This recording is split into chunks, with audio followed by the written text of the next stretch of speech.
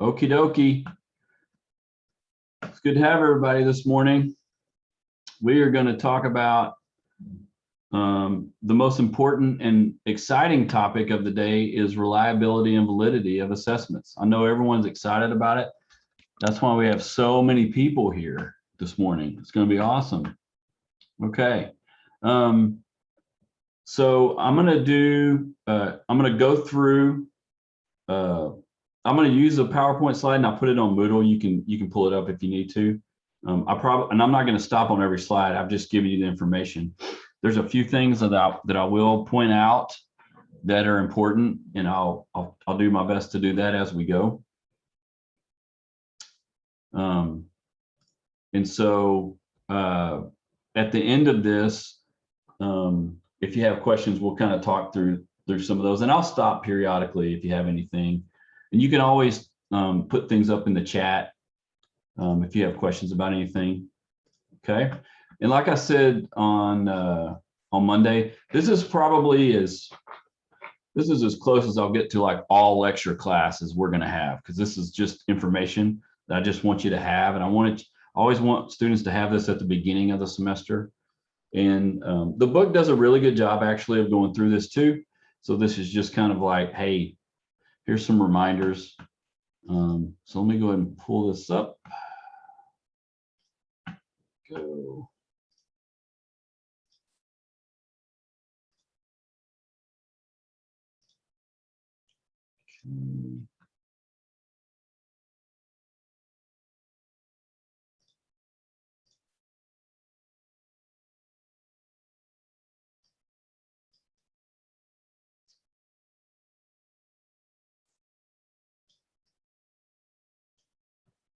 Okay. So let me go over just a couple of things. Just in general, when we talk about assessment, it's always, we're assessing, no matter what we're assessing, it's some type of measurement. And so we're using either observational measurement tools, like what we're seeing and what we're inferring, or it's pencil paper or something electronic, like an actual assessment. And so it involves some kind of measurement, involves gathering samples of behavior, and then we're going to make an inference about that as well. And we can do objective assessments, and we can do kind of more systematic assessments. And we will talk about all three levels of assessment throughout the whole semester. And that's kind of how the book is laid out as well. We're all the different types of assessments, the way that we gather samples of behavior. And that's a little misleading, because sometimes we might gather examples of how we're feeling too, or how we're thinking. So they all kind of come together, but we are definitely going to make inferences based on the information that we gather. And some of the assessments are very objective. It's kind of like, it's either like this or like that. But sometimes we need to combine different types of measurements or different types of assessments to make better inferences. And that's where the systematic approach comes into play. So we basically know that when we look at kind of the assessment process, you're going to assess whatever the problem is that the client is bringing. You're going to conceptualize it and define it for the client, and then select and implement effective treatments, whatever interventions those are. And then you're going to also evaluate how the whole counseling process is going. And you might do all four of those in one session sometimes. The way I typically do, especially the assessing and the conceptualizing, it depends on the client. So for example, I've got a couple, husband and wife, that I've been working with for, I think 5 sessions. I feel like it's 5 sessions. In this past session, we just got to where we could totally conceptualize and define what's going on between them with their interactions in a way that they understood it, I understood it, and now we have a lot more direction. Other clients that I've worked with, maybe it wouldn't take me 5 sessions. I might have been able to do it in a couple of sessions. It kind of just depends on the situation. But that's why we want to be systematic about it. We want to approach it from the standpoint of, honestly, we're really assessing things pretty much every session. We're assessing what's going on, how they're doing. And there's actually tools that we'll talk about, like an OQ45, which actually assess it. You can actually give to clients every session that can give you basically you can chart how they're doing week to week. You can give people assessments like at the very beginning of the assessment process, like let's say that someone is coming and they might have anxiety or depression. You can give them an assessment that will assess for that, and then maybe wait 6 weeks and give it to them again, see if there's progress or not, and then wait maybe another 6 weeks and give it to them again. You can do that as well. But the evaluating the counseling process, I think, is very important because, and first of all, there's not a ton of literature out there about like best ways to do that always. But there's some things that I do that I'll point out to you guys as we go that I think are really helpful. Can I ask you a question, Dr. Bedard? Yeah, for sure. I'm just curious for you, are you able to really conceptualize it yourself, like on the initial session, just based on experience, or like, does it usually take you several sessions to where you can actually you're like, oh, okay, they're telling me this is the problem, but this is really what the problem is. Does that make sense? Mm-hmm. Yeah, that's a good question.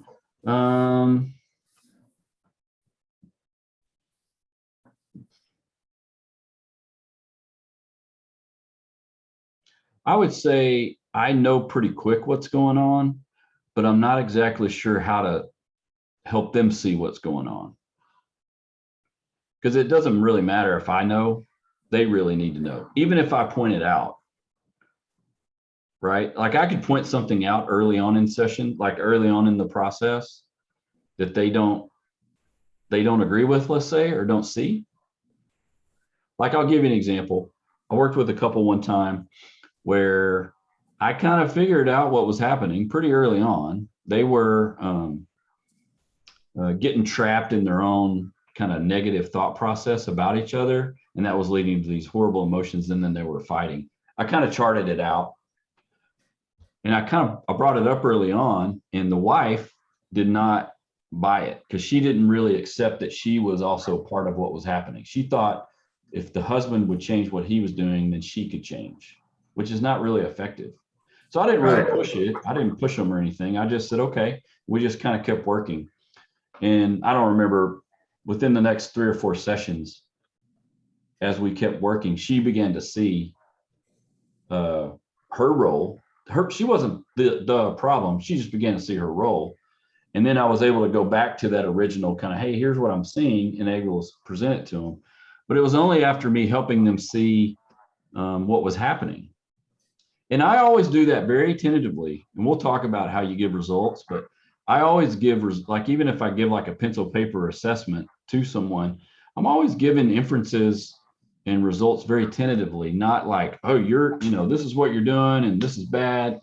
It's very, sure. Hey, this is what it looks like. Here's what I think is happening. What do you guys think? I get their buy-in and input.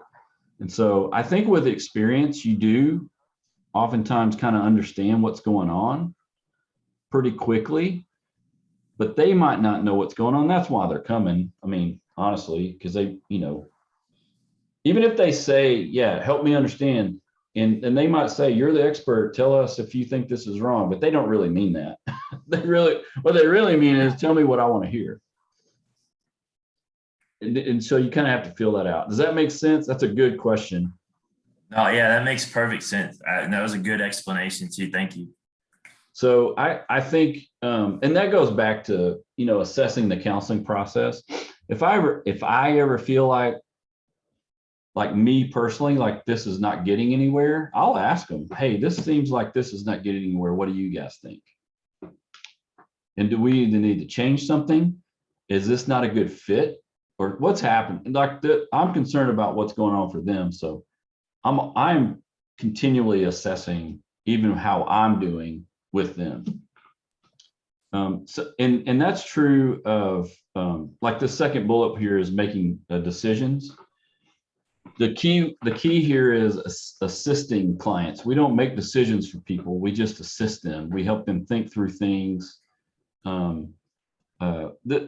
assisting clients in making decisions is especially true in, let's say, the career development field. If you do a lot of career development work with folks, giving them the right assessment to help them kind of think through, like, say, a job change or a career path or things like that. Sometimes it's to make a decision to stay married or not. And there's actually a new, well, I'll call it new, it's probably 5 years old now, but a new process that's actually been developed called discernment counseling, which is really effective in helping people decide if they even want to stay married, and then you can do therapy with them. And so sometimes you can assist clients in doing that. The key is we don't make personal decisions for people. They make personal decisions. We can only offer our assistance, which is really important. Sure. Yeah, I can imagine you open yourself up for like a lot of like complaints or something. Like if you like, they're like, he's the reason our marriage ended or something, Well, yeah, I mean, I've had clients that have come in and they were like, hey, the last counselor we worked with said we probably should get divorced. I've never told a client that. The only time I've gotten close to like, hey, you guys don't need to be together if there's physical abuse, emotional abuse, like heavy abuse going on. Or I'll say, hey, you guys do need to separate. I've never told a client, or I've never told a client you need to do X, Y, Z. Now obviously if they're suicidal, if they're harming, I mean, those are different situations. But in terms of like making personal decisions, that's not our job. Okay. Ethics to tell somebody to do something or to suggest, right, within the counseling. Well, I mean, ethically speaking, it's not our job. I mean, that's out of our scope, right? And so it doesn't mean that some people don't do it, because they do. And if I'm being honest, I think that's why I think that's why some people jump out of mental health work and get into more of the coaching area, because you don't tell people what to do there either, but it's a little more loose. There's definitely no ethical standards when you're coaching. I talked about the specifics of like when we met Monday about like standards in terms of like what assessments you guys will be able to give or not give. I mean, we'll get more specific. I think the fourth class we'll talk about that, or third class we'll talk about that. And those are just based off of basically your degree. But it's very important for us to understand just the concept of statistics, which is basically how things are measured. We really need to have a basic understanding of that, and why reliability and validity is important. And then it's also important for us to understand the social and cultural factors that are related to assessing folks, and then any ethical strategies for selecting, administering, interpreting, and scoring. And we're going to spend one class on administering and scoring. So we're going to spend some specific time on that. And in that class, we'll also talk specifically about how to give results. So we'll spend some time doing that. Okay, so when we talk about assessment tools, and now we're going to start jumping into the world of measurement, how things are measurement. Statistical measuring is what we're going to be talking about. And so there's standardized and non-standardized. You can assess an individual, you can assess a group, objective, subjective. We're going to go through all these kind of areas, and we'll probably hit each one of these areas in some form or fashion throughout the whole semester.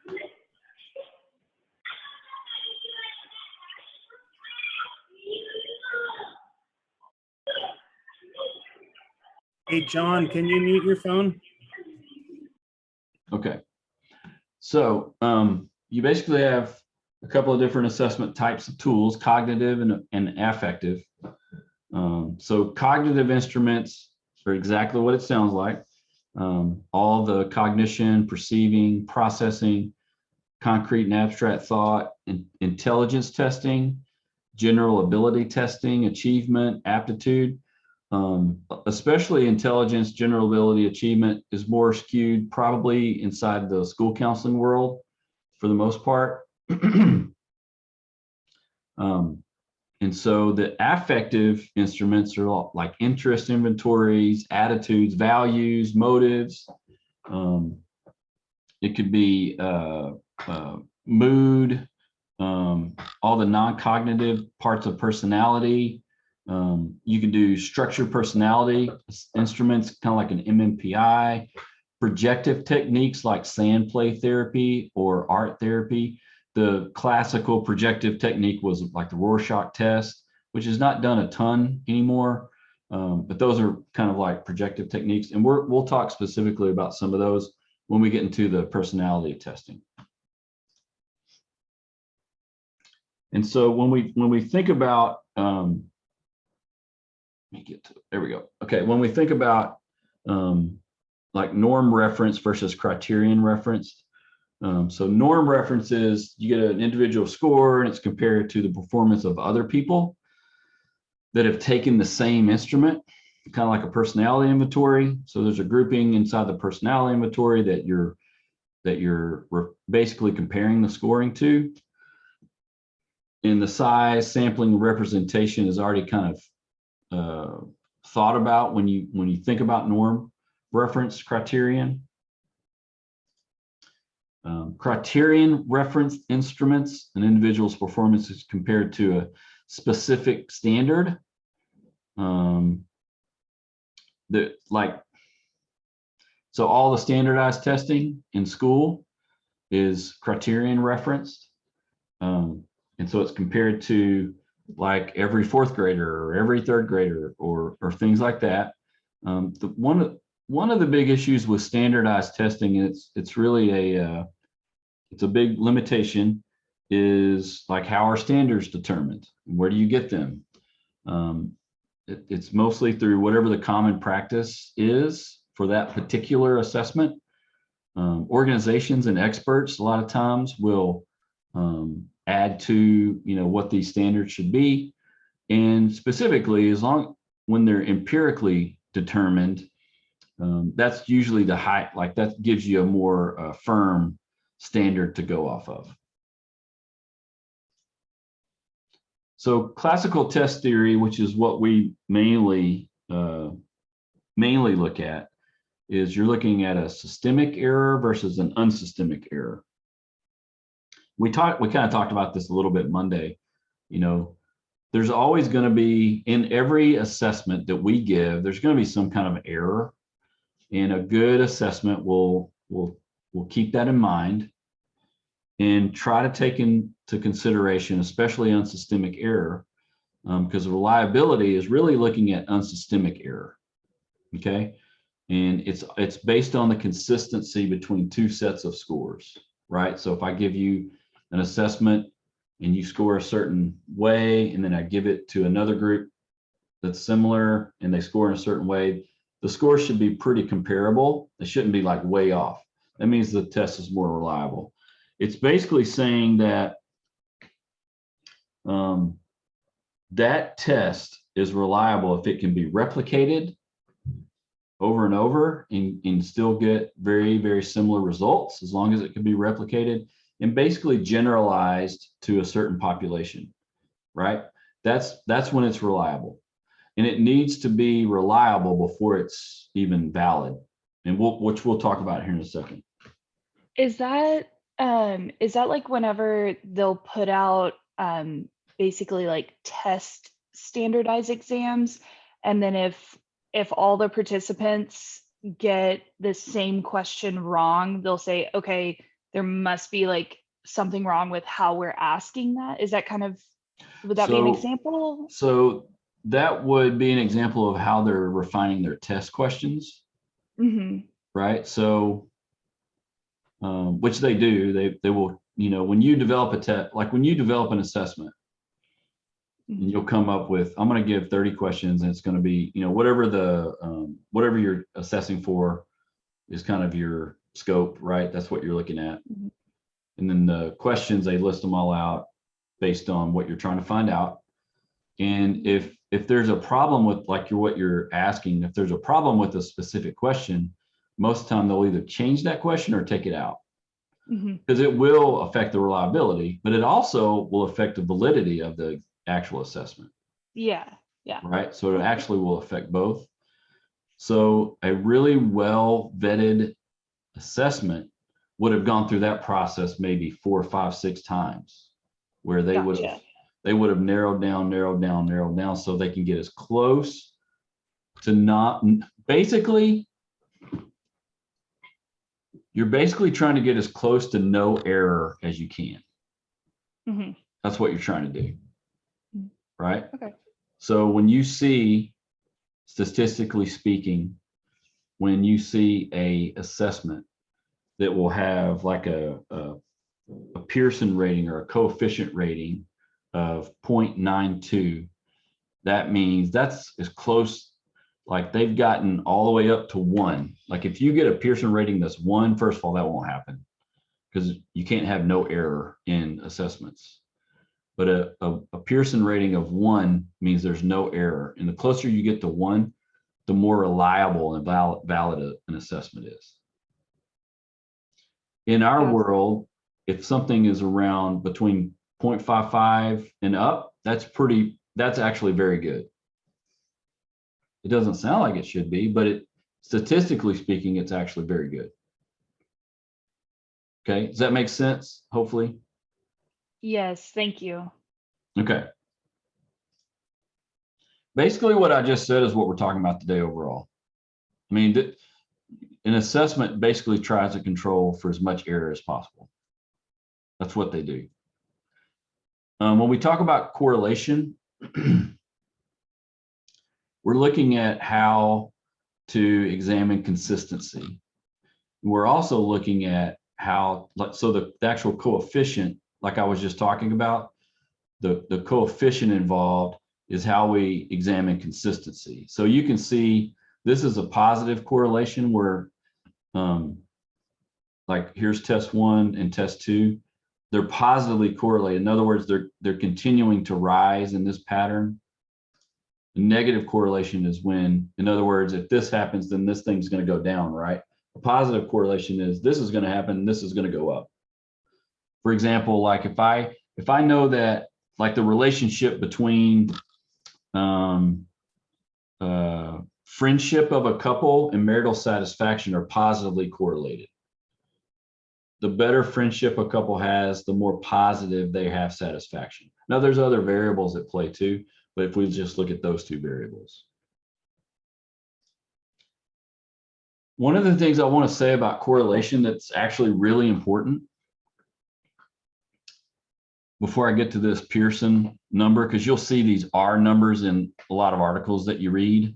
Okay, you won't have, don't worry about the formula here, but you will see some of these Pearson product moment correlation coefficients.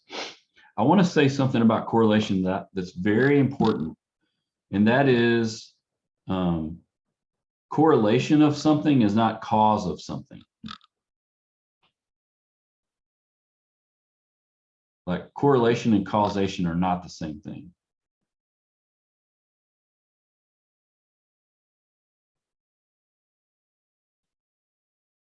And that's important because we don't live in that world right now, to be honest with you. Most of the things that you read, and especially depending on what you watch, they're actually saying, well, this is because of this. And that's not always true. There's correlations to lots of things. But causation is really, in social sciences, causation is almost impossible to discover. Now we can get close, like we can know like we can know a lot of really correlational variables to something, a phenomenon that's happening. And we can actually do regression studies where we actually try to predict when certain things will happen based on variables. We can do that for sure, statistically speaking. But correlation and causation are not the same thing, right? For example,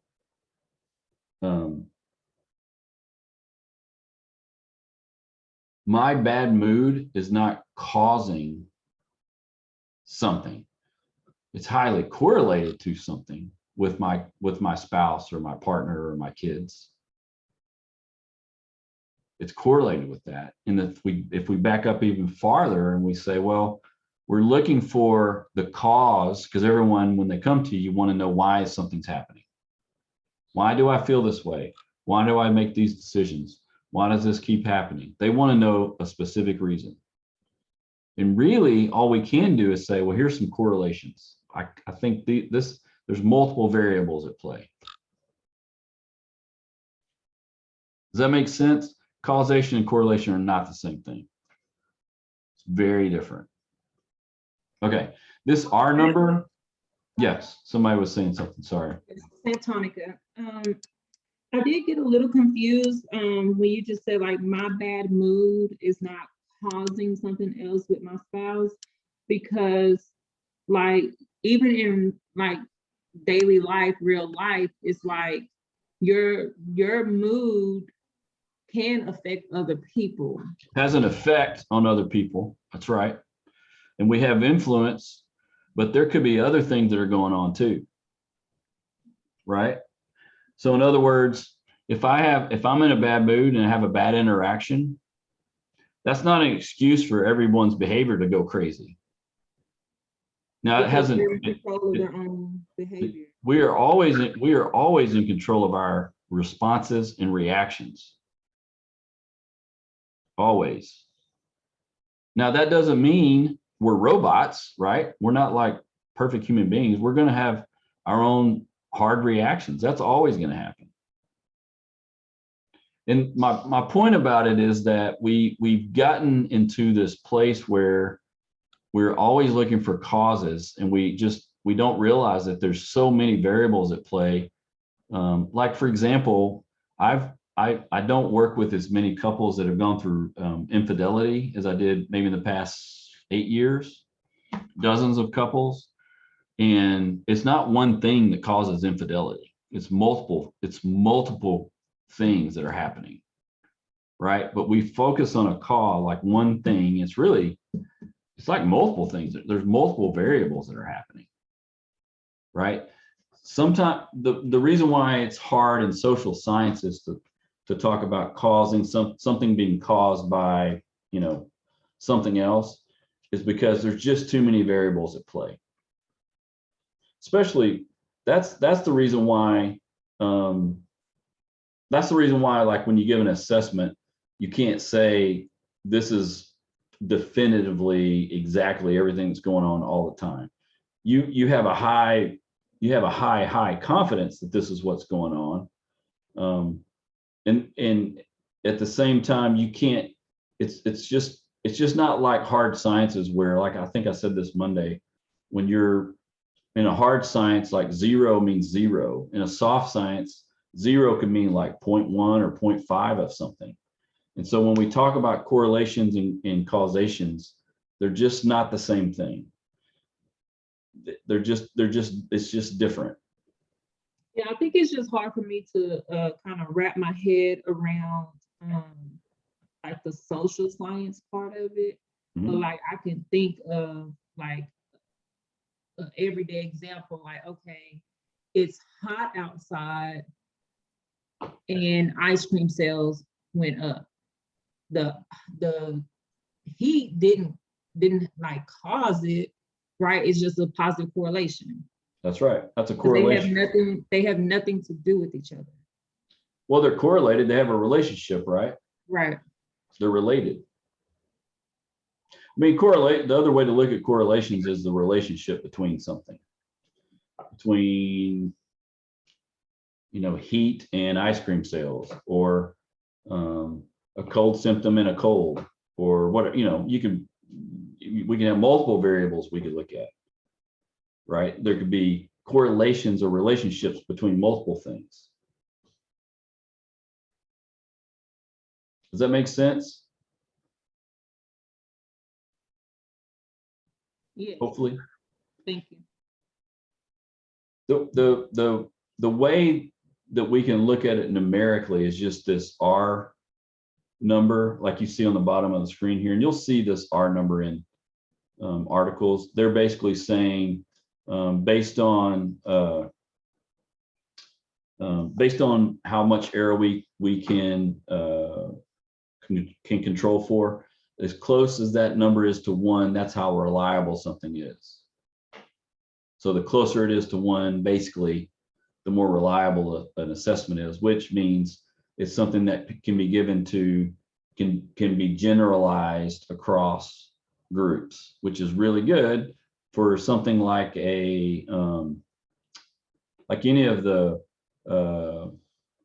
like mood disorders, for example, like depression or anxiety, ones that are closer to those assessments that have a higher R number means that I can give this to whatever the age group is that this has been normed on. Like the Beck depression is like, I feel like it's 5 to like 90-year-old.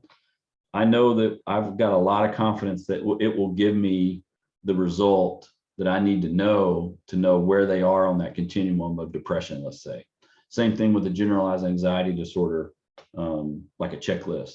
Same thing with a personality assessment that's given me, these, looking at these, like say the top 5 big personality factors, and it gives me scores on those. The higher that number is, that R number is to 1, tells me that is the more and more reliable it is, which is important because the lower the number is, the less reliable it is. Okay. I want to make sure I'm not skipping. There's a couple of things.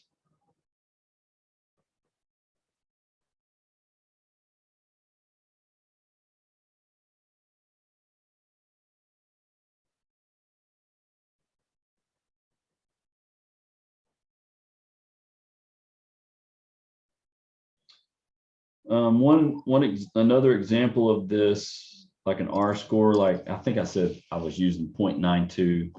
Like if there's an R score of 0.92, that means that 0.08 of that is, or 8% is measurement error, roughly is what that means.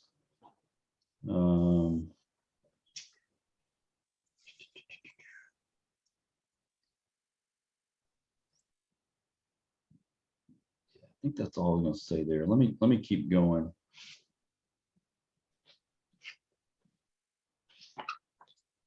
Sure. Yeah. Okay. Okay. Now, when we get to validity, then we're talking about the actual, like what it's measuring and how well it measures it. Right. So if we're trying to measure for personality, if we're trying to measure for intelligence, and even specific types of intelligence, if we're trying to measure for cognitive processing, if we're trying to measure for any kind of mood disorder, how, it's measuring for that specifically. So obviously all the questions need to revolve around that, what you're trying to measure. And then validity also tells us how well it does it. Okay. The prerequisite for validity is reliability. In other words, it needs to be generalized. That's a prerequisite. If something is not reliable, then it automatically is not valid. So if you have an assessment that has high validity, but has very low reliability, then it's not a valid assessment, which is actually true of studies in general. But that's a whole other story. It's not really something an assessment or instrument has or doesn't have, but it gives us a really good indication of like an appropriate use of an instrument, because that validity is, when it's reliable and it's highly valid, it also tells us, okay, I'm measuring this phenomenon, whatever it is, and this particular assessment is going to do a really good job of measuring that particular phenomenon, which is important because it helps us pick out the right type of assessment to give to our clients or our students or whoever we're working with.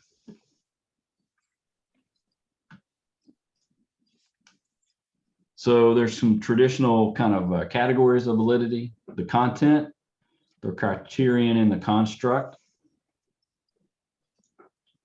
And I think I said this before, I think on Monday, any of the formulas that you see, especially in the text, don't worry about the formulas. You're not going to have to memorize those. I meant to say that at the beginning. So when we look at evidence based on content, the degree to which the evidence indicates that items or questions or tasks adequately represent the intended behavior domain. In other words, these items or questions or the tasks that people are given to do while we assess them actually represent or give us a good representation of what we're trying to measure, right? So if we give, so if we're trying to measure, like one part of cognitive processing is processing speed. And if you give an assessment that part of that is on processing speed, whatever task you're giving is actually measuring processing speed. That's content validity. And that's also how they determine the content of the actual assessment.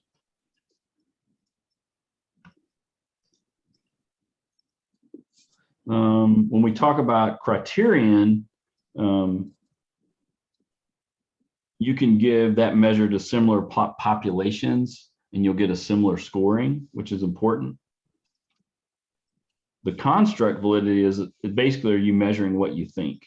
If you feel like, okay, I'm measuring for intelligence, but these questions are actually asking something different, then it's not, there's no construct validity there.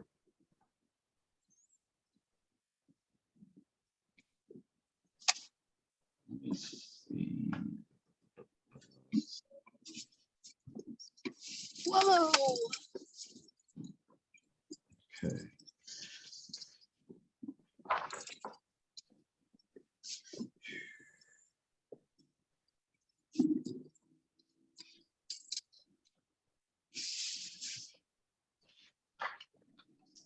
Yeah, a couple of things I want to bring up.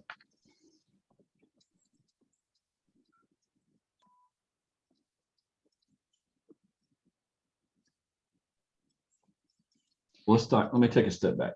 Do you guys have any questions about what we're talking about right now?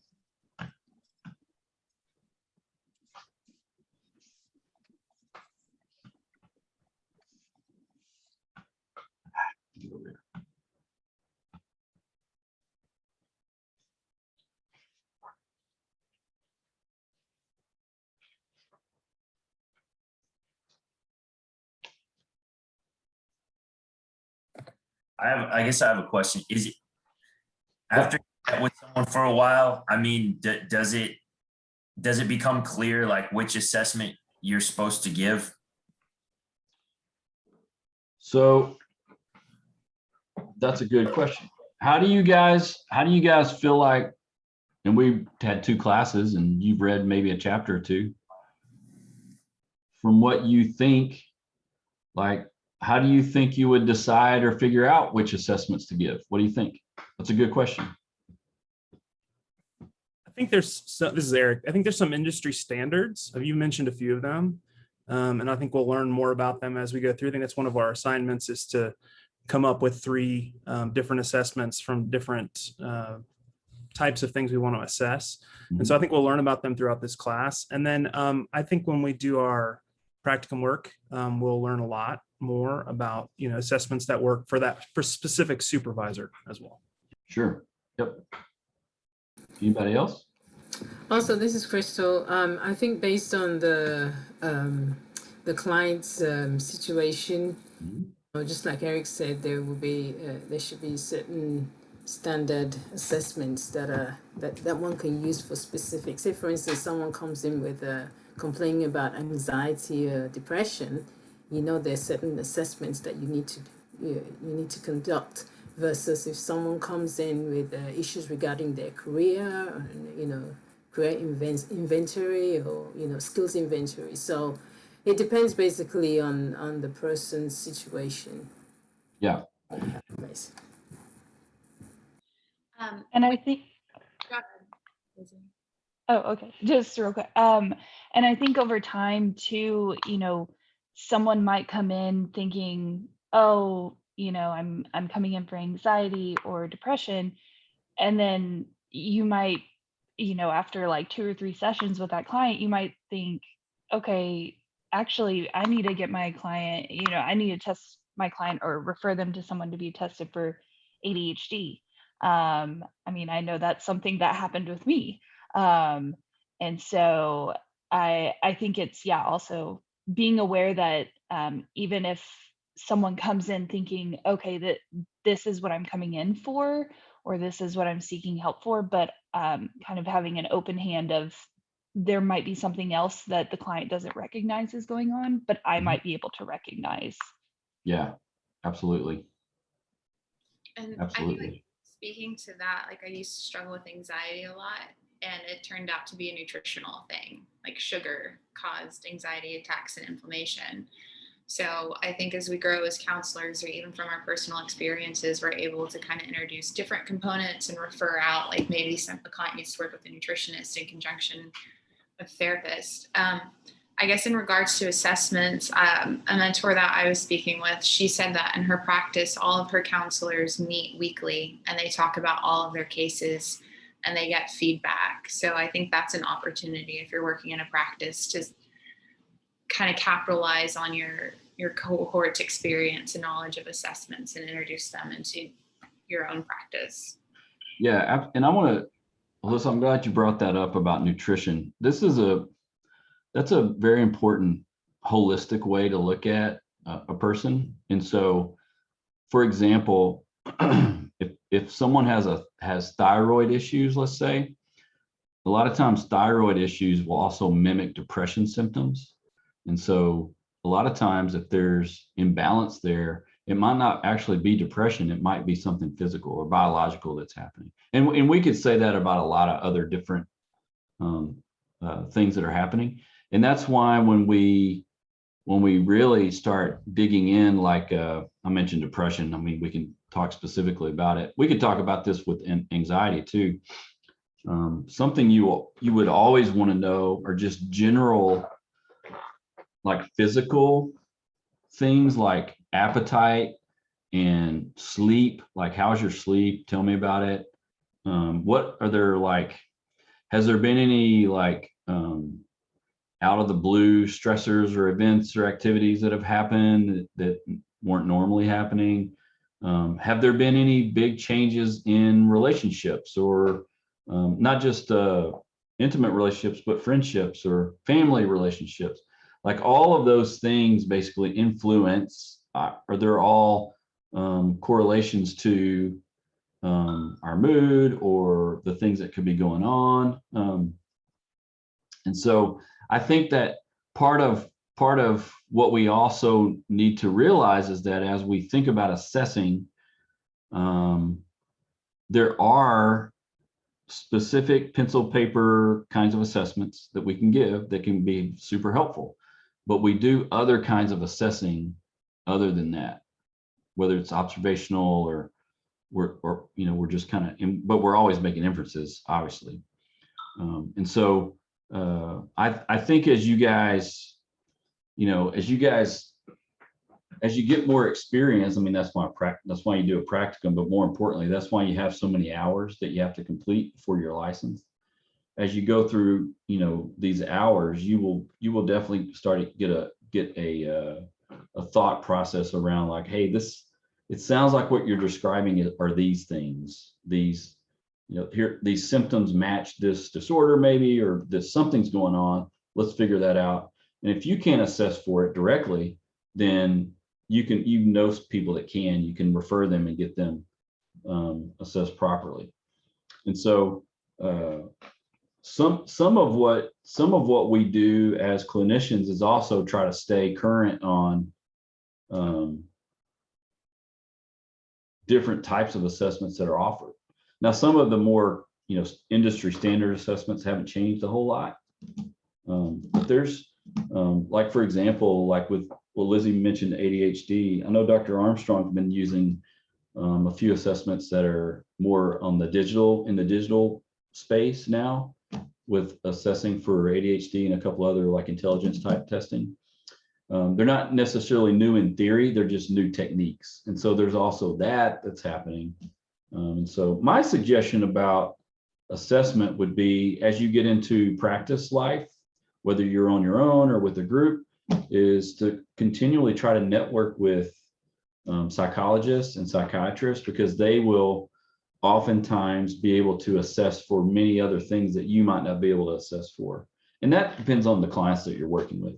Like if you're going to work with, if you set out and you say, I really want to work with adolescents with ADHD, well, you want to know a psychologist that you trust. And a psychiatrist that you trust. That's going to be important. If you say, I want to work with, I'm making all these things up. Like I'm going to work a lot with couples. Well, there all of the assessments that you can do with couples with your master's degree, you would be able to give those assessments to them, or premarital counseling or what have you. All right. Any other questions before we jump to something else? Yeah, I have a question. So as far as like meeting psychologists and psychiatrists, what would you say are like key characteristics or things that you look for in building that relationship of like trust with somebody? Yeah, I like to meet them personally and talk to them and ask them what they do and what they assess for in their experience and things like that. Now I'm going to admit I'm a little bit spoiled because Dr. Armstrong and I work a lot together, and so we have a pretty good relationship. So I lean towards the neuropsychology world, and so that's kind of how I do a lot of therapy, is in the neuro world. So I lean towards that. In terms of psychiatry, there's a couple of things to think about there. So psychiatrists are doctors. They went through med school, they did an internship residency, but at some point in their med school, instead of going the medical route, they went the psychology route, right? The mental health route. And so in general, psychiatrists are mostly doing a lot of medication management for the most part. Some of them still do clinical work, but not very many. And there's actually there's a shortage nationwide of psychiatrists right now. But there's child and adolescent psychiatry, and then there's kind of everybody else. So it kind of also depends on what you're looking for. At the practice that I'm in, we've met with 2 or 3 different psychiatrists. And so we refer to them because we met with them and kind of know what they do. And also we talk to our clients. Hey, how do you like them? What do you think about them? And, it's just like, honestly, it's like everything else. If you send a client somewhere and they come back and say they were cold, they didn't really listen, they weren't helpful, that's like, in my mind, I'm like, if I hear that once, I might be like, oh, if I hear that 5 or 6 times, then that's probably an issue with that particular person, and I might look for someone else. But if I have clients that go there and they're like, hey, this person was awesome, they listened to me, they understand what's going on, they're really helpful, then that's kind of who you want. So and you can network with other people too, like other clinicians in the area, and ask them kind of, who do you guys use and why? And that networking part of our life as clinicians, to be honest, is not talked about very much, especially in education settings. We don't talk about it, but it's extremely important. I think you need to be able to network with people. I think it's very important. We just don't talk about it. For some reason, we graduate, we do our internship, and then we think we're all in competition with each other. We're not. I'm not sure where that comes from, but it's definitely something that's there. So, any other questions about anything? Yes, I have one. So you were just explaining how you network and you have certain people that you may refer your clients to. And we are having a lot of trouble hearing you. I'm so sorry. Can you hear me now? Yeah, gotcha. Yep. Okay, I got closer to my laptop. Thank So you. you were just saying how in your practice, you network with people and you refer your clients to certain people.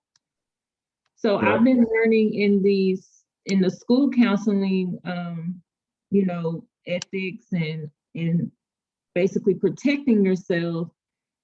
You compile a list of, you know, outside help, and then you tell the parents of the students, this is a list. You go and you check and you pick which one you think is best.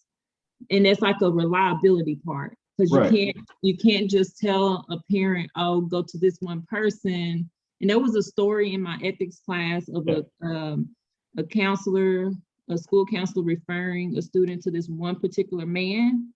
And then he ended up taking the little girl to his house and just sexually molesting her.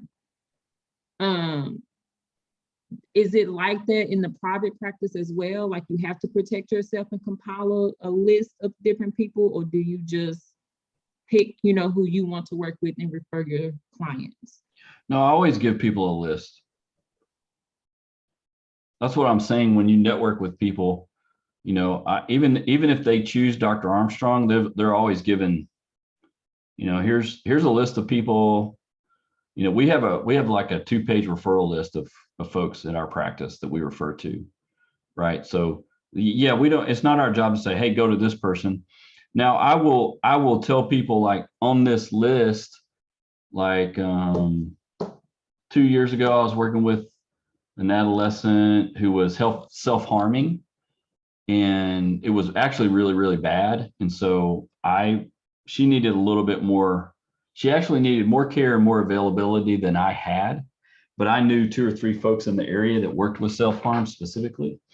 And so I said, hey, here's you know, out of our big list, here's 3 people or 2 people that are, you know, work with those folks. And so you can always, when you're referring, you're always referring to, you know, 5 people, 10 people, however many.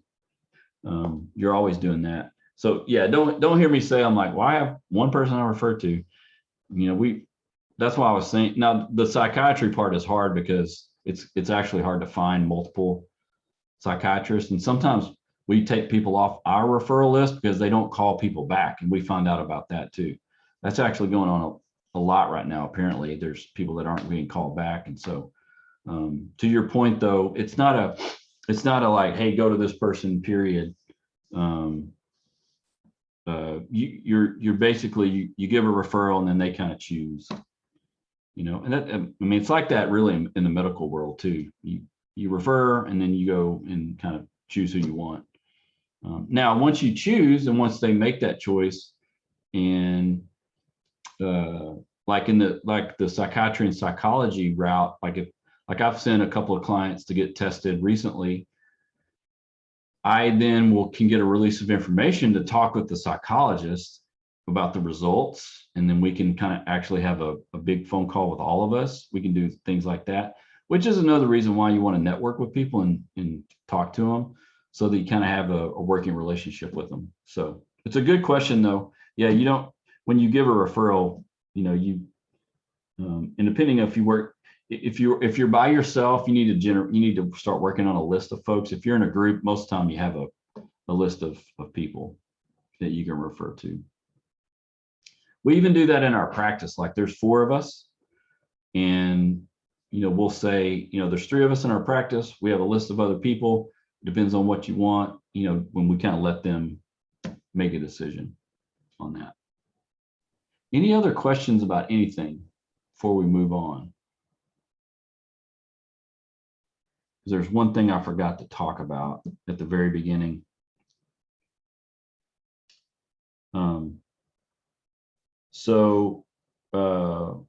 One of the things I wanted to talk about in the book goes into talking about assessments and testing and evaluations, and they kind of use the words interchangeably, it seems like. Specifically, testing is more like a standard procedure around it, where they're obtaining, you know, like a sample of behavior. But they're looking at something fairly specific. Assessments are more of a process of collecting information, and then kind of a measuring it in a certain way. And an assessment can actually be a little more informal, even like you can make in other words, you can make like a observational assessment. Like if you decide to work with children, let's say, and you become a play therapist, when you're at play and then you maybe have a mom or dad in there, you're making observations too. That's an assessment, not really a testing kind of thing. Evaluations is more that subjective judgment based on the information that you have. So testing is kind of like there's a standard procedure that usually goes with it. Assessments is more of a process of collecting data, and it can be observational. And the evaluation is that's when you're making your judgments or inferences. The book is going to talk about all three of those in certain areas, depending on the chapter. But I just wanted to bring that up because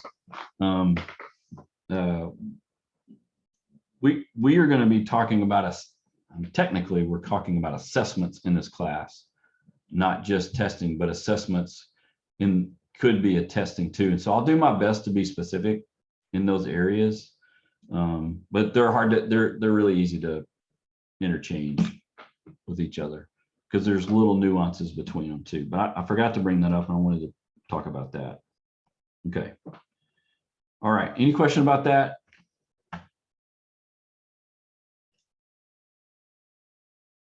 All right. Here's what I'd like to do, and we'll do this periodically in our time. Close this. I want to break. We're going to do a couple of group questions here. Pretty simple. They're not going to be, not super in depth. But I just want us to start thinking about assessing and what that looks like, not just from like a pencil paper kind of assessment, but just when clients come to us, start thinking in terms of assessing them, assessing what's going on, asking the right questions, those kinds of things. And so what I'd like for you guys to do, I'm going to give you two different scenarios. And then the next class, we'll probably do two different scenarios. So this class, the first scenario will be you have a adolescent that comes to you. What questions would you want to know of the adolescent? And you're going to kind of base that maybe off developmental stage. You're going to base that off of like maybe some experience kind of things. So what questions would you have? And the second kind of case would be a couple that comes to you. What kind of questions or assessments would you like to do with them? Okay. I'm not looking for a right or wrong. It's literally, let's start thinking through how we would do that. Lizzie, I think you might have a question. Yes. So I just wanted to double check before we go into breakouts. As far as like the schedule for Zoom meetings. So are we meeting every Saturday? No. I couldn't find on Moodle the exact dates. We're meeting. Next time we meet will be on July 1st. Okay. I thought I put that in one of the documents, but I might not have. I can't remember. I might be missing. I might be scanning over it or something. But I just wanted to verify. So No, you're good. I'll try to put that up on Moodle. Yeah, it's actually on the bottom of the exercises and form discussion guidelines. It's at the very bottom of that document. Yeah. got it. Thank you so much, Stephen. I just hid it from you on purpose so you wouldn't have to look for it. I'm making us read. I know, I gotta make you work a little bit. Okay, so the first case is an adolescent. What questions would you have? All right, and we're not looking for 20 questions. What are your, the second case is a couple. What questions would you have? How would you start assessing for what's going on and what's happening and how you can help? Okay, we'll do that for probably like 10 minutes or so.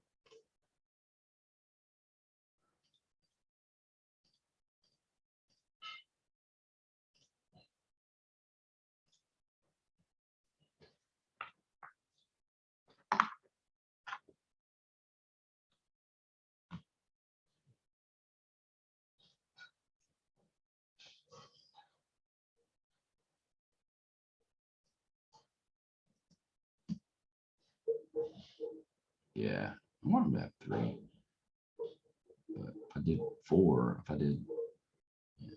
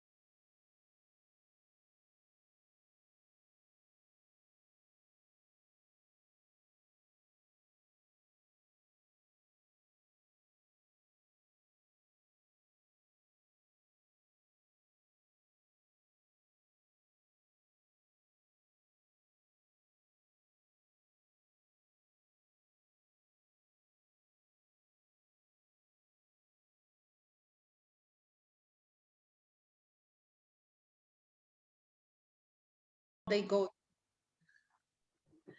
First of all, how they go in. And after that, if I see couple really have problem between them, like sit down separately, angry faces or something, body language again, I would begin to separately, for example, some question like how you meet each other, when it's happened, where it's happened, probably about family something, story, personal story. And from this beginning, see really what happened. If direct, you can ask direct question, but if a direct question begins something fight, it's better go little by little. From past, the probably happiness moments, for they relax little, and after that already going for problem. Good. What else? Hey, Dr. Bedard, one of the things that we felt like would be helpful in terms of a starting point to kind of give us a general idea of where to maybe focus assessment would be how the intake form would be structured and written to capture certain things. And so, yeah. Obviously, you're going to know certain things based on information you've already collected, whether that was a phone call that you had or whatever paperwork they fill out that can give you, some clinicians like to get a lot of information on the front end as much as they can. Some will just give like a checklist of things, or like a mixture of both those things. So yeah, you're going to find out things. And to Ogle's point, there's sometimes where they're going to come in and they're going to want to jump right in because something might have happened like yesterday, just an offhand comment for me. If a husband calls, most of the time something bad's going on. If a wife calls, I always want to know if the husband knows she's calling. So you find out a lot of information from that too. Not all the time, it's not 100% true, but that seems to be mostly true for me when I work with couples. So sometimes on the phone call, you can find out. Now you don't want to have a session on the phone call, but you need to, try to find out as much as you can. So, yeah.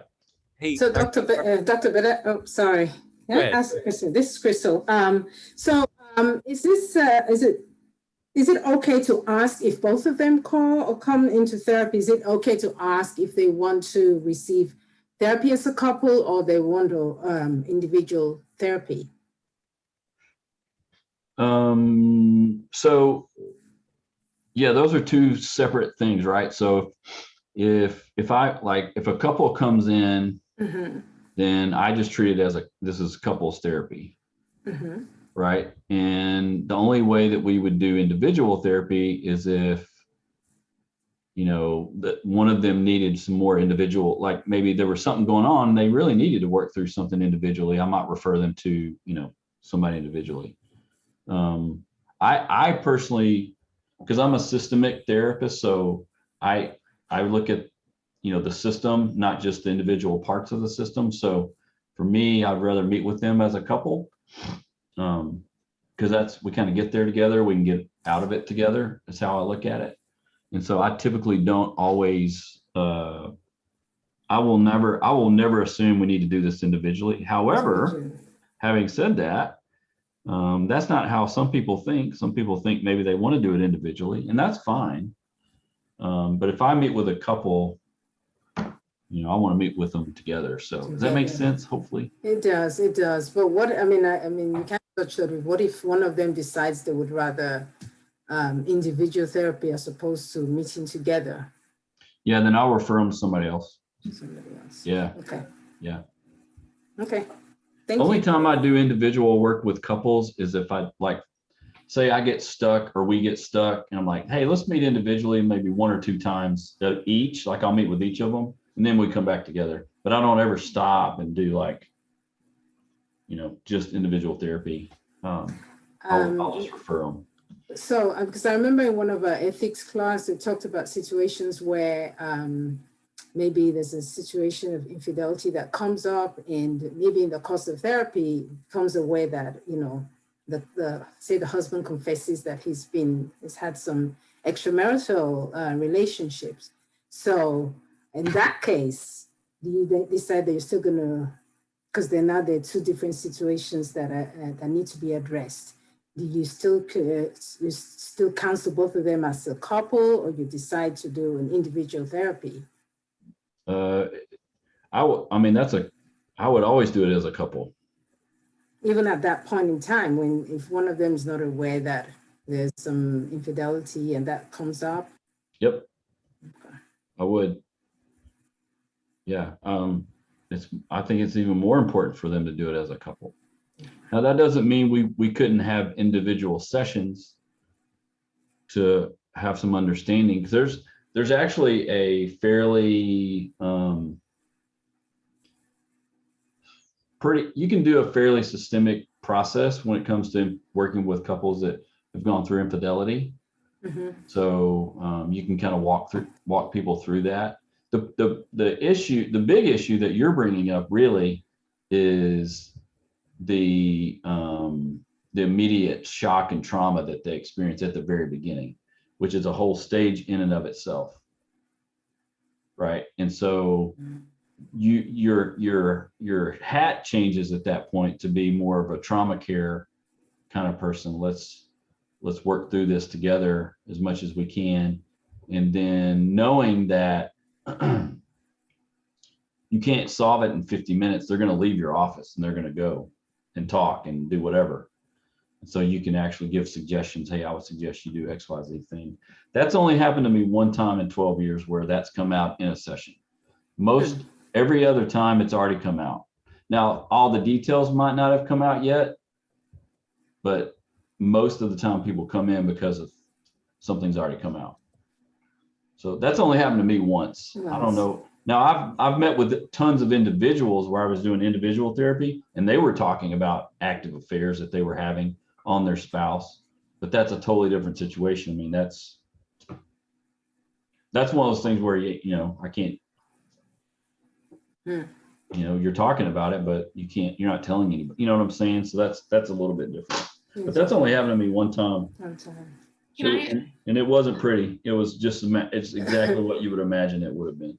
Yeah. I want to ask, the way that I understood Crystal's question, and I got an answer from another question, but like a second set is, say like you're treating a couple and then you're doing an individual session, and that individual comes out and kind of talks about the infidelity that they're having and the ethics of then going into a couple session maybe the following week with the two of them and not disclosing that. And is that kind of was that a perspective that you were asking about, Crystal? And also there's also, why y'all got to put me on the spot? Why y'all trying to put me on the spot about stuff? Well, I mean, you're the professor. I mean, we're trying to learn from you. So in terms of confidentiality, so for instance, if the spouse, confides in you, say, okay, I don't want my wife to know this, but I, listen to you that I've had some extramarital relationships. And, but in the course of the couples therapy, somehow that comes out. So how do you handle that? So what I do is, again, that's never happened to me, but it is a confidentiality issue. And I do tell my couples, if I do meet with you individually, it is confidential if I meet with them individually. Mm-hmm. Now, if something like that came out, then I would have to tell them that until this is out, we're not doing couples therapy, right? We're not doing therapy. We're not doing therapy if not everything's out. Mm-hmm. So even if I work with a couple that has experienced infidelity, until everything is out, I mean, there's always going to be, since we're talking about it, here's the stages. You have a stage where the initial affair comes out. Okay. Either they get caught or someone feels guilty and they tell, whatever that is. And at that point is when the shock and denial and the frustration and the anger, and then they start talking, and then they'll either tell as much as they can or want to know more, and they'll talk and talk and talk, but they might not know they might not be able to say this is every single thing that happened. That comes over time. So it's a continuum, right? So the start of it, let me get over here. The start of it is here for the person that was having the affair. Okay, so they're here. And then when that person that talks first and gets it all out, they move forward because they feel better. Mm-hmm. But the original person is stuck here. That gap is the problem Wow. because they're in different places. So the first thing you do is try to slowly bring them along to get in the same place.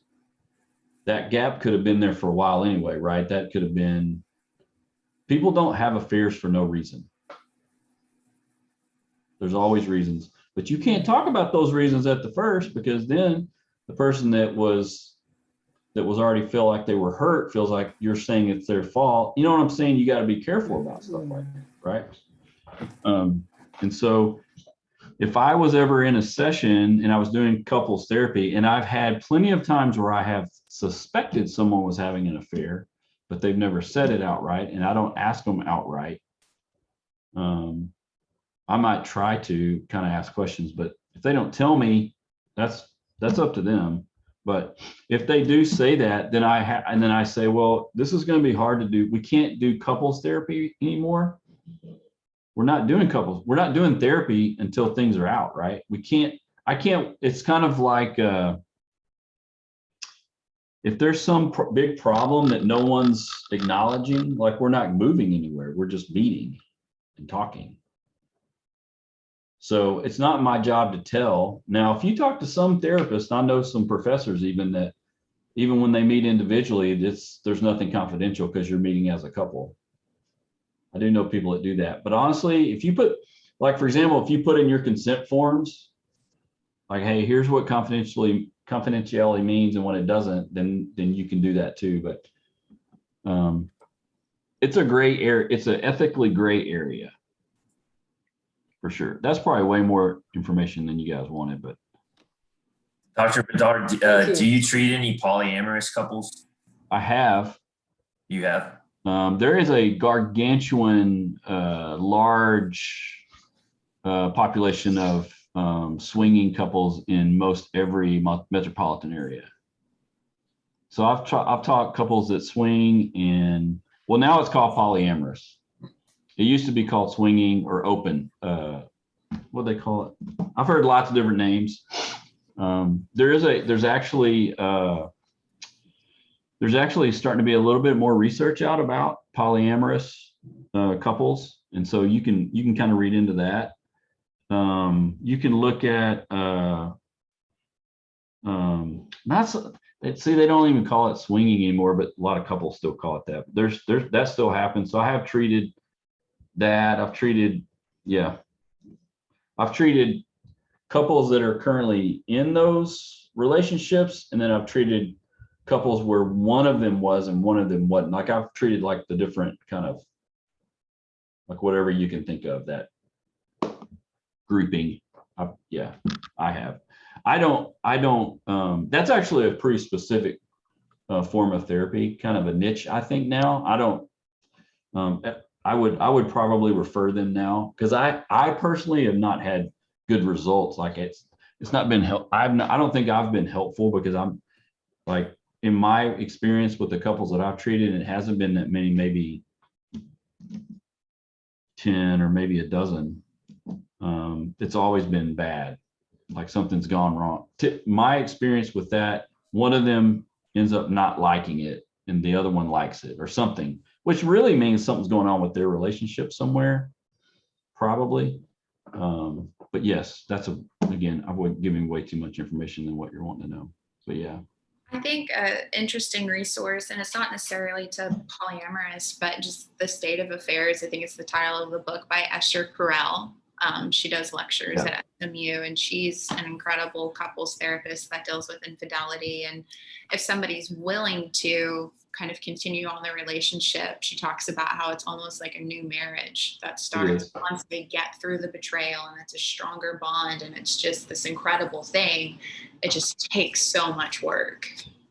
Yeah. So there's really good resources out there for infidelity kind of work. Now, Jared, the question you're asking, in polyamorous relationships, they won't see it as infidelity. Right? They won't see it that way. So then you have a little blurring of the lines of what the definition of infidelity is. So some couples, when they come, they'll say, this is infidelity, period. But if you're in a polyamorous affair or a polyamorous relationship, it's not an affair. People wouldn't see it that way. Your experience, do most people survive infidelity, like just based on or is it kind of like 50-50 or? Oh no, I have a high percentage of, I would say in the 90%. For me, I mean, I've worked with, Really? man, I don't even know how many. A lot of them. Yeah, I think it takes time. It's very hard work. It's very infuriating, but also very rewarding. And you have to be able to,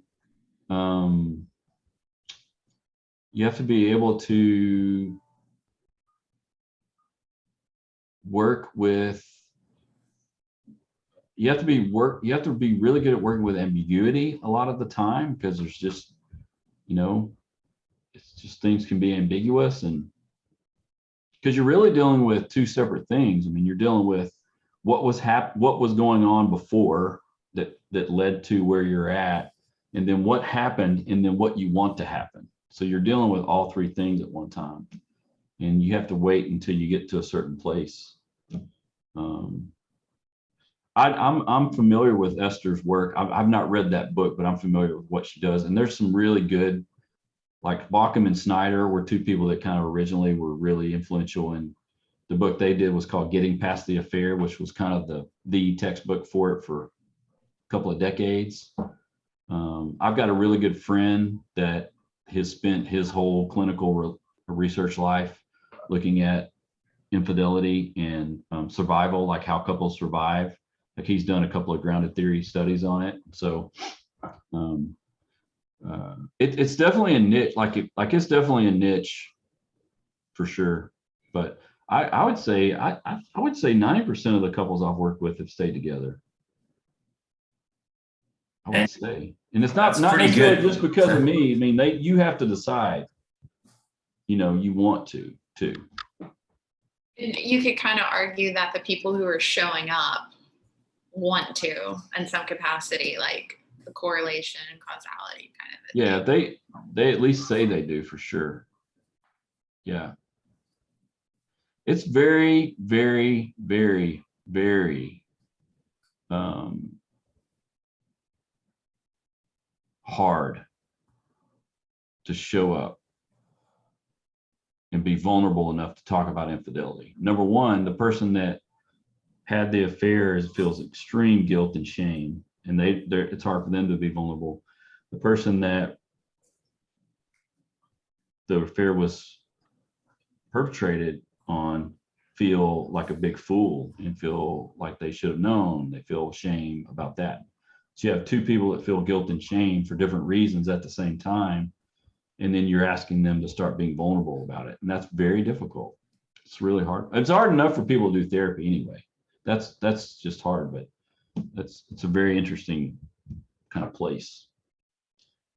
Man, this took a turn, right? This took a right turn on the blame it on Chris. It's Crystal's fault. She did it. I do have a research-based question. So like as LPCs that we're going to be certified, if we were interested in researching or becoming a part of like a researching process, or we had our own topics we were interested in exploring and researching and producing like evidence-based results on, how would we get into that? Get into a doctoral program or a master's thesis program. Okay. Yeah.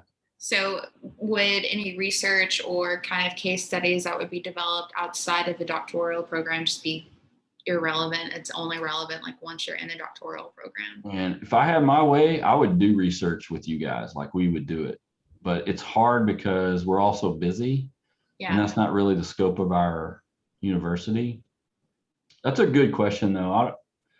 It's, Because there are things that I'm really interested in, like the relationship between nutrition and trauma recovery, or like Jared was mentioning, like the polyamorous community. That fascinates me, like the dynamics that they use. But so what you can do is, because the research process is supposed to be and designed to be more rigorous, right? So you have to go through an internal review service or process for your study to make sure that your study is not harmful to the participants, first of all, and that it's ethically okay. And it's got to give back to the literature. Like it's got to be something that would contribute to understanding. We don't have that process set up at Amberton per se. Other universities have it. I mean, research universities have it. We just don't have that at Amberton, to my knowledge. Now, I could be wrong about that. I could be wrong. Maybe there is that, because that's an internal review board, okay, right? And we don't necessarily have that here. So then you can't get into peer reviewed journals because of that, which is, if you want to, I mean, honestly, if you're going to do research, you want it to be published. I mean, you don't want to just do it. Now, having said that, you can knock yourself out and do the first part of research after you decide your topic and start going through the review is you start doing a literature review, which means you basically read everything you can find on whatever that topic is. Now you can do that. That's basically how you learn. That would be how you would learn how you would do your study to begin with. The literature review is pretty massive. awesome. And it's also like my least favorite. So what I would do is I would have you guys do all the lit review and tell me what you find, and then we would design the study. Because some people like it. Some people want to read all about it. So. Okay. What else?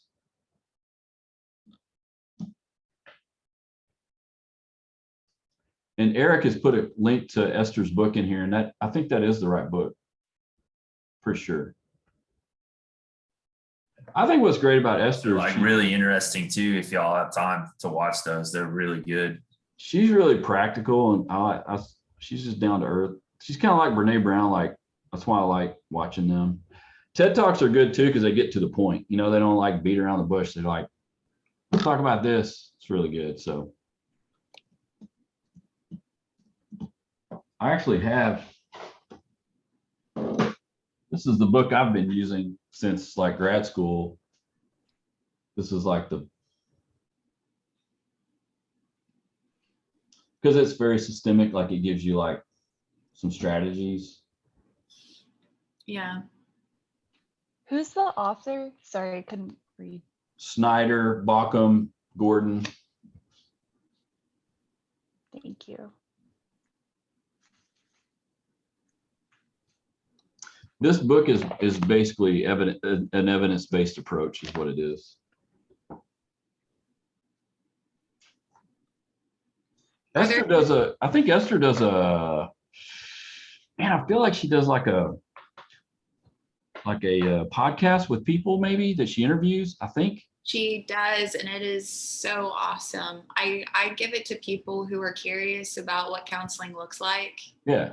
But don't have a thing. Like, this is kind of what a session feels like. And yeah, it's hard to describe. I feel. Yeah, I've seen a couple of clips and they're good.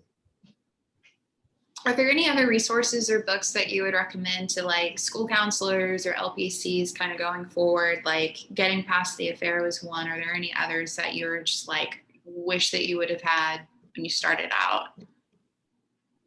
All the Gottman work that they've done a ton on infidelity and moving forward. I do emotionally focused therapy. So Sue Johnson, that's Sue Johnson's model. She's written a ton about it. I'm just looking at my bookcase over here. And it doesn't all have to be like infidelity and affairs, but just maybe general or. Man, there's so many. I wouldn't even know. Let me think about that. There's a ton of them. There's a ton of really good books about working with couples for sure. Would there be anything for adolescents? Yeah. So it depends on what kind of work you do, but there's a whole, I don't know where I put it. I think it's out. I think I've got it in my car. There's a solution focused book for adolescents that I really like. I don't know where I put it though. Y'all don't, I'm rearranging my office, so I got crap all over it. Y'all don't see it, but there's like stuff everywhere. So all my stuff's like out of alignment here. There's a really good solution focused book for adolescents. I'll find it. I'll show you guys next time. Okay. When you guys should take art. Is there isn't there a counseling adolescence class or something? Yes. Yeah. Yeah, you'll get some resources in there too. Okay. In your experience with counseling adolescents, how often do you require it turn into like a family counseling? Because I was talking to a certified counselor at my school because I'm working summer school, and we were talking the other day about how, you know, she gives teenagers tools to help themselves, but then when they go home, they don't have the support or, you know, the freedom to use the tools. So she was saying how she wants to eventually get out of school counseling and focus on like family therapy so that she can get everyone involved and give everyone the help instead of, you know, trying to help this one kid, but then when they go home, it all falls apart. Yeah. Yeah, I personally end up probably 9% of the time, if I work with teenagers, I'm working with their families. I would say, you know, in some form or fashion, you're working with families, not just, or working with parents, not just the teenager. That doesn't mean you can't do good work with just the teenager, because you can. But yeah, that if that's the issue, then you have there's a bigger systemic problem going on than just one thing, right? If you're giving them tools, but then they're reporting that back to you, you probably want to try to figure out what's happening with that. So It's more than likely a cultural thing. could be cultural. There's lots of different things it could be. They could be exaggerating. I've had clients where they're basically talking about, you know, XYZ about mom and dad, and then we bring mom and dad in and we talk about it, and all of a sudden it's like, well, it wasn't really that bad, but it felt a certain way, which translated into they really weren't being validated by their parents in terms of how they were feeling and what was going on with them. Then when you talk, which is basically a communication breakdown, and then when you can work on that, it can really help. But yeah, the cultural issues are really important to keep in mind for sure. Absolutely. Yeah, absolutely. All right. Now you guys can go and do something else, because I've taken up way too much of your time on a Saturday. So you can